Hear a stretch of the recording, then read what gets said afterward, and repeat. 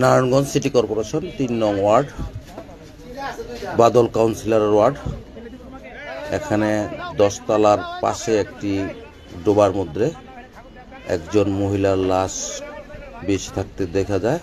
তখন থানাত খবর দেওয়া হয় এবং লাশ উদ্ধারকারী করার জন্য একজন লোক নামানো হয়। এখানে পরিষ্কার জামার কালার দেখে বোঝা যাচ্ছে যে একজন মহিলার লাশ এবং তা আনা হলো।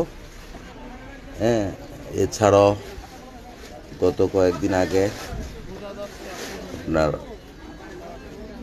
একটি কিশোর ছুরিকাঘাত করে একটি ছেলেকে হত্যা করে। এইভাবে নানান জায়গায় একটার পর একটা লাশ এবং হত্যা শুরু হয়ে গেছে।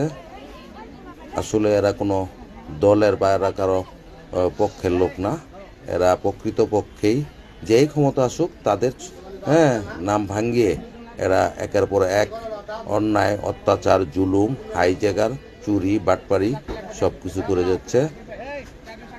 প্রশাসনের দৃষ্টি আকর্ষণ করছি আরও কঠোর হস্তে দেশটাকে সুশৃঙ্খল এবং সুন্দর করার জন্য বিনীতভাবে অনুরোধ করছি।